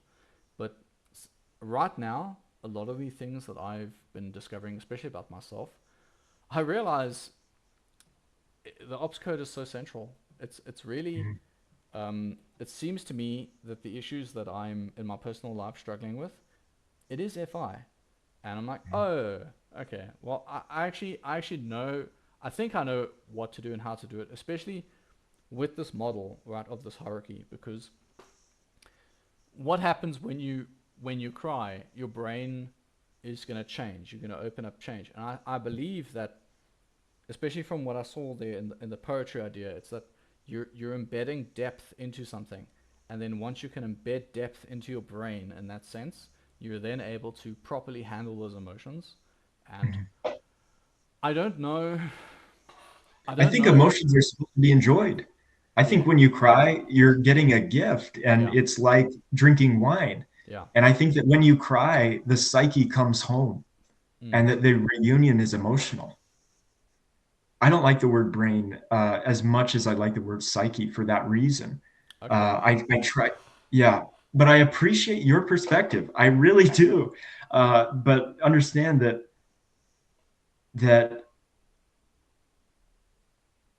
I'm always going to look for why crying is good. I'm always going to look for, like, it's almost like I'm an endless advocate for beta males, to go back to the wretched red pill. Like I'm an advocate for, like, it's not that I don't agree with Andrew Tate. I think Andrew Tate is pretty damn smart. I just also see that the fullness of life seems to have to do with my masculine experience of femininity and a feminine experience of masculinity, which is veiled from me.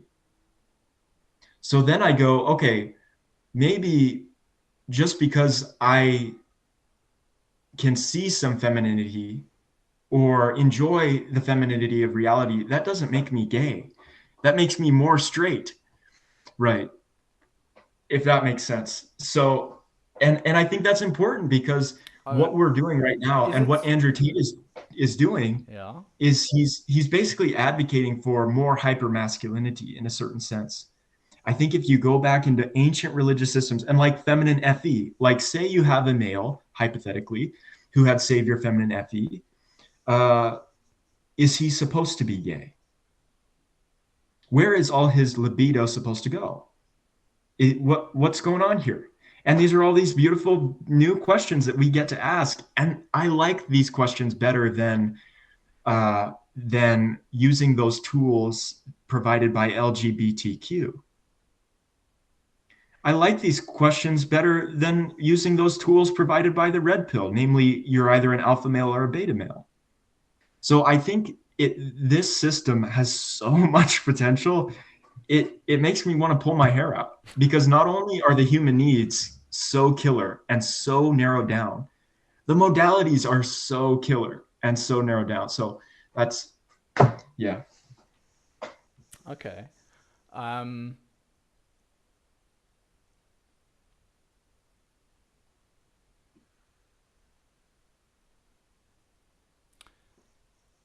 Yeah. So what's a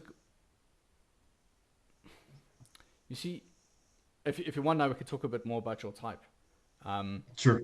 So what's Yeah. going on there is what you just did is you mentioned a bunch of people like Andrew Tate and this one and that one, but it's not so much that you're talking about them. That's not the point of what you're trying to say. Your ultimate point is back to OP, and this Mhm. is in essence your TI of what you think OP is and why we should all value it in the future, right? With FE as the last function, and you're going first Yes. to the TI and then saying, Yes. this here I've really like dug into this, and we all need to value this. And in a sense, there's the outsourcing of the demon, where you're saying to others, you all need to value this, instead of you could go set up shop and say, this is valuable, check this out, guys, have a look at this, which I think is what a savior FE would do, a blaster savior FE. And that would be my interpretation of what occurred, and that would be the difference of the way those functions stack and the way that fits together. Um, Well, part of why I feel like a deceiver is because I was playing games with what occurred. I okay. was so angry that I was willing to, dress up as TISI. Uh,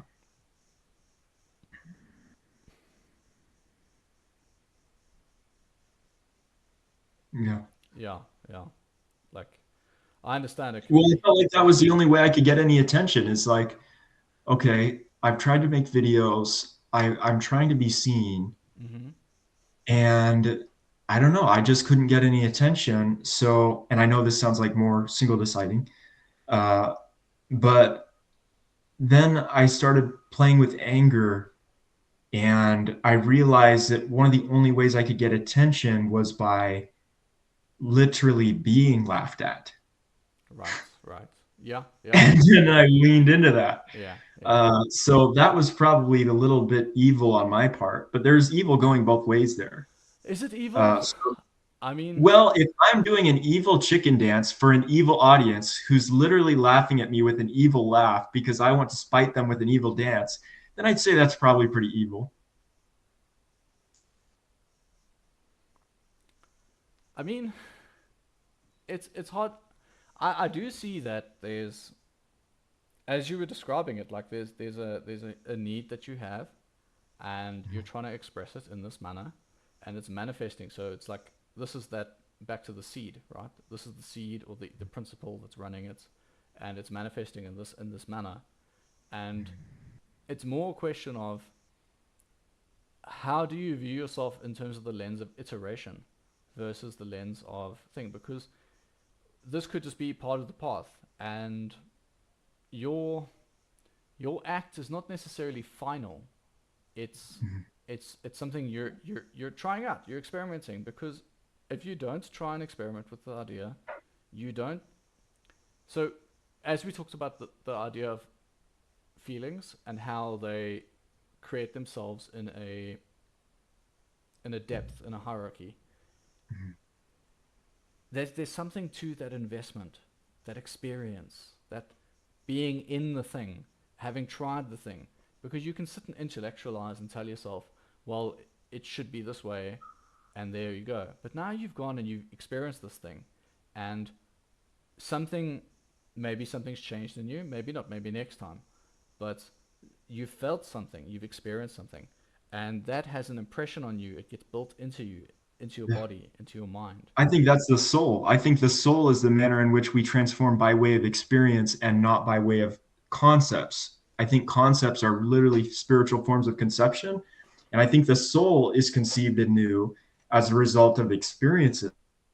Every time we try to make a truth statement about the soul, it evades us because it's already transformed into a new object as a result of the fact that even our spiritual concepts are, in a sense, experiences. So, yes, I deeply appreciate that. And yeah, that kind of explains what I did. I wanted to jump in. I wanted to experience something. I had found it very hard to play for many years. And I was just like, you know what? Why don't I basically threw a tantrum. Yeah, Uh, yeah, yeah, I basically threw an enormous tantrum that lasted for months. yeah, yeah. Yeah. And that's what happened. Um, I'm sure there's fallout and there's damage. There's things that you can't control that happened, but also, yeah. I mean, I don't know the full extent of what happened, and I'm not going to sit here and say whether it's yay or nay, but that is what occurred, and what moving on. What's going to happen next? What are you going to do about it? Like, how are you going to feel about it? And it's something like, so for me, I I've I've processed this sort of thing where in my life I've had a lot of stuff happened in the past that I've been very upset about, and for years. And I annoyed everyone. I still annoy people about things that I just won't let go of. And at some point, you have to realize that whatever happened in the past, it's it really helped me with Peugeot to see this is the idea of sacrifice, of letting things go towards a purpose. Because if I hold on to the thing, if I don't turn the other cheek, it's gonna really I'm gonna spend all my time and energy on this thing, and it's taking me away from my purpose. Therefore, that thing becomes my purpose, and then it's gonna eat me, like, and then I'm gonna get embodied with the spirit of rage or the spirit of revenge or whatever the story is. And I think that it might just solve that one problem that I'm upset with, but it's gonna spill over into the rest of my life and dominate me. And so you do have to sacrifice that and let it go. And I let go of a lot of things in the past, but then new things kept coming in, and those new things kept bothering me, and I just couldn't let those go either. But it's a continual process, you know. You don't just do something one time. But And that's why yeah, people literally see me as having demonic values. It's like, well, I had a demonic value. I was sacrificing to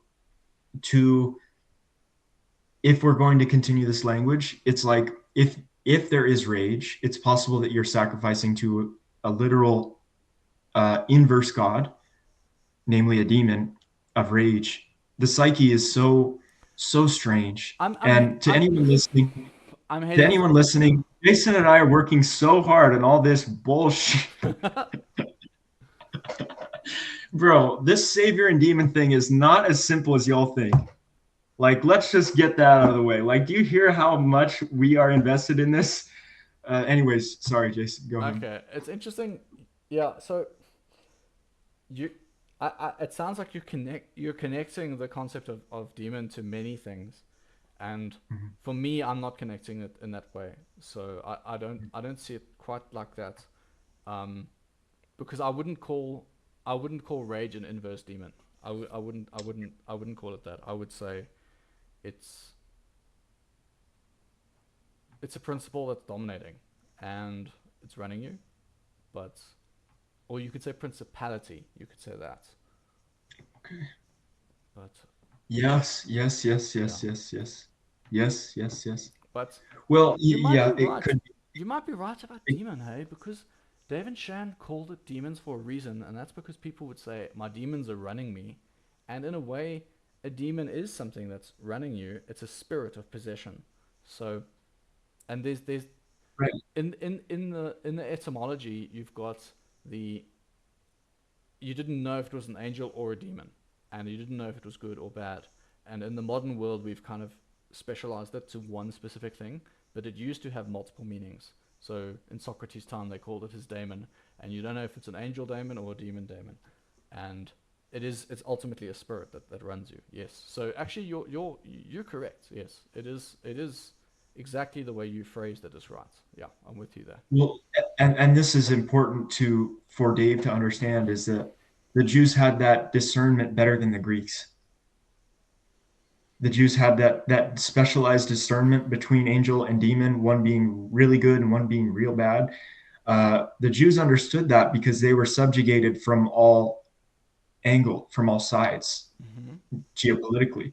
So the Jews were slaves in Egypt to the south, and they were exiled from Babylon to the east. To the west was obviously water because they're on the Mediterranean. But then they get conquered by Alexander uh, right after the end of the Old Testament, and it's prophesied in Daniel. So I'd say that a lot of the spiritual sophistication and the ability to tell the difference between good spirits and bad spirits is actually a gift of the Jewish uh, tragedy, the gift of the ancestral Jewish tragedy and the tragedy that is the Old Testament. Because the Old Testament is tragic. God promises Joshua all the land until the Tigris and Euphrates, and God never gives it to Joshua. He has never given that land to the Jews to this day. So I think part of part of this is the old trauma that gets reintroduced when you use the savior demon terminology, we are forced to reckon with the phenomenological emergence of Christianity from the Hebrews when we incorporate savior and demon into our science. And I'm just saying, like, it could be that all the pain that's gone on has really just been that. Like, we're having to do all of these subconscious reprioritizations, and we don't realize how calorically intensive that is. And then pretty soon we start slipping on small things. We start to literally, we can't walk straight. We can't, it's like we're over encumbered with something very heavy. And I'm just saying that cursing ain't gonna help. The profanity isn't gonna help. Uh, Anyways, sorry, I keep digressing.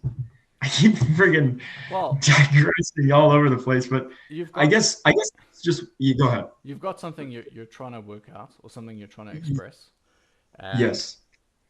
um, okay, I think what this actually goes back to is something you said way earlier in the conversation, which was the spiritual worldview sits outside of everything else, or it's the more fundamental worldview. And what I would say is the biblical cosmology um, embodies that set of principles in understanding the world. As Peugeot says, it's a description of reality, just not a scientific description of reality. And there's still the idea that it is reality that is being described through these stories. And technically, what you could do is you could take AI and rewrite the entire Bible in a different thing, embodying all those principles. But you would probably still put it in a story because that's what fits with people. And you would update the technology in the books to fit the modern world. But that actually might not work because the technology that they are using is quite different. Like when you hear Mathieu Peugeot talk about baking bread or um, spinning yarn and trying to do weaving and how you got to construct something with the edges having a proper fringe, that is something we've lost because it's not part of our daily experience, so we lost that. But the concept is there where you could essentially rewrite the whole thing. Because my own view is I don't see the literal meaning.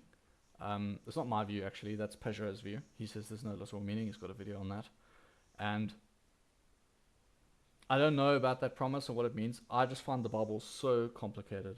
It is so complicated, and for me, I I got really absorbed by an idea by Jordan Peterson where he describes habits in the way that you build a structure into your brain, and I don't know. I can't really substantiate this, but that the cursing or the swearing, there's a part in your brain that gets activated, and it's building circuits in that region.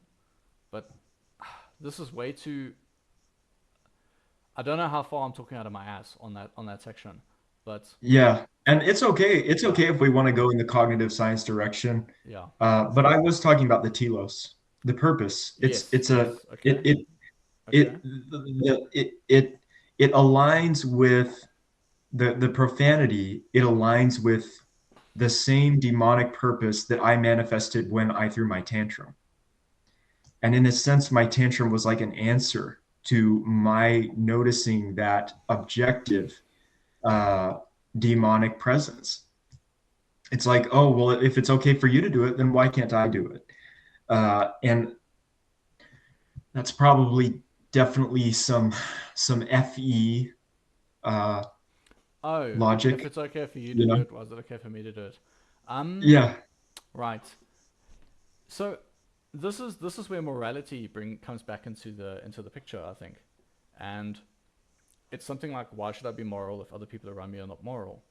And Jordan Peterson has an argument that I find is rather fascinating to me, which is he speaks about the spirit of infinite play, and if I play with you, I we do tit for tat, and then if you play back with me, then I invest more. And we do this game theory approach, and that's the proven game theory approach for relationships and how to interact with people.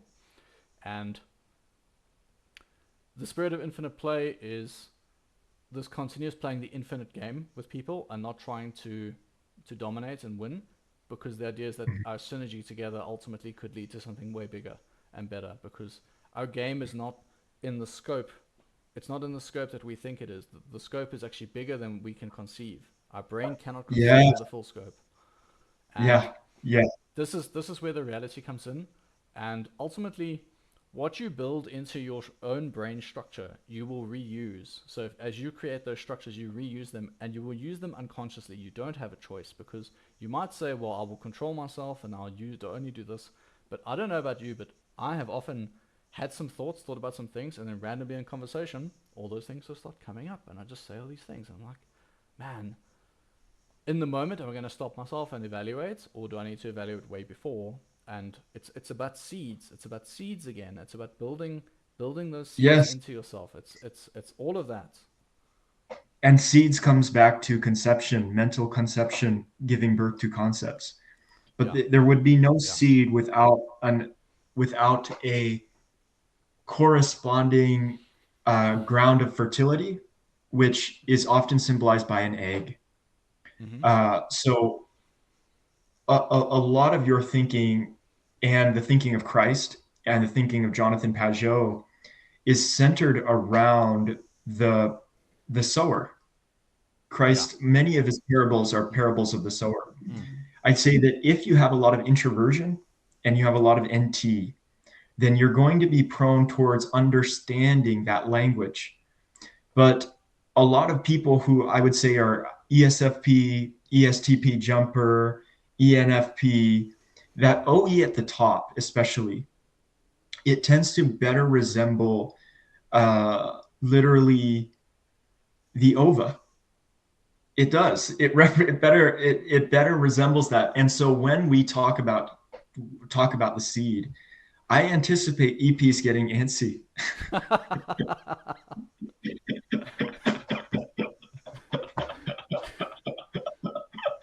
Oh, that's just too much. But yeah, but you get what I'm saying, right? And what happens is you have to have a veil because it actually gets to be too touchy of a subject. All of this, the same way we wear clothes. So that's what I anticipate coming down the pipe with ops is okay. We're gonna have to start. We'll have to get through this period of communication where we all establish, okay, yes, we know what's going on. But then what we have to do is we have to turn around and start to not beautify, but cover. And well, you know all about the veil. And I think I talked about the veil in my video. Jordan Peterson talks about the veil. Jonathan Pageau talks about the veil. But basically, I'm saying that I believe that here's actually what I believe. I'll just tell you.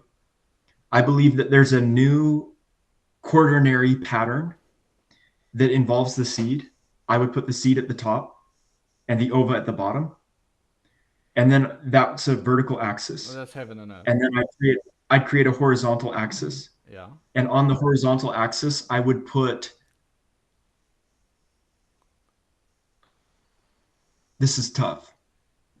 I would put this is really tough. Because you're constructing I would put space. the veil. I would put the veil on the left, and the opposite of the veil is the phallus. I would put the phallus on the right.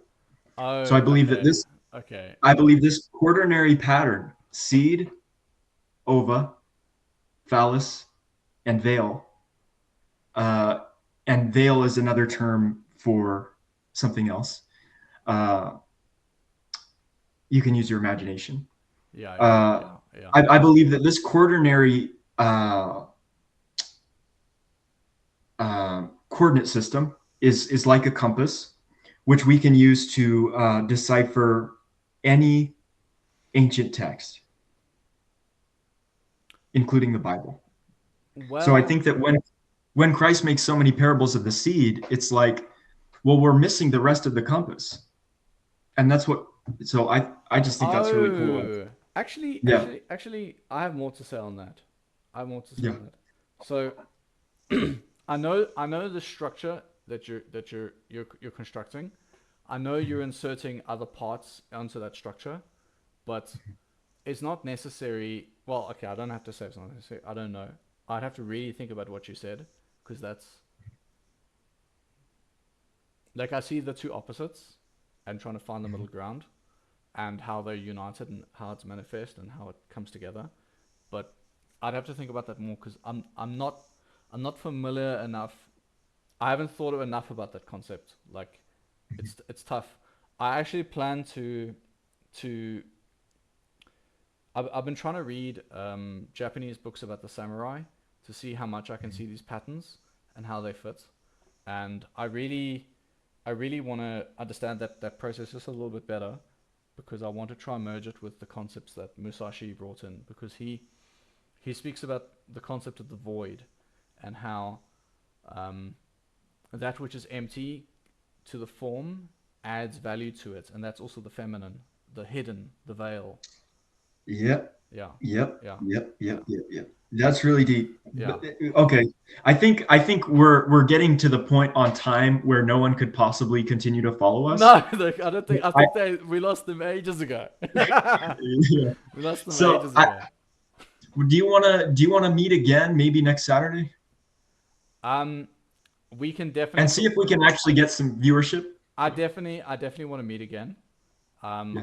on when I'll have to let you know, but I definitely want to meet again. Yeah. And Yeah, and I'd also be happy to invite more people and that and I'd also be happy if our discussion doesn't have to be about ops. I'm just trying to build myself online mm, at this point because I see that that's where so much is going. So if you want to talk, bro, if you want to even go so far as to like consider a podcast, consider something like I am in gear for business, yes. and I'm and if someone else is a producer like me, then I'm now starting to try to advocate for that. That's just how I see it, man. Okay. So Well, it's been dope, dude. we can discuss off the channel. But we can just Yeah, say goodbye for now. yeah, Thanks anyone who's managed to live and listen up to this point. If you managed to follow along or you had some interest, but yeah. we both had a great time. I think we had a fantastic time, and It's so yeah, good. just looking Yeah, forward to pretty seeing you good. guys some more. Cheers. Yeah. Cheers, guys.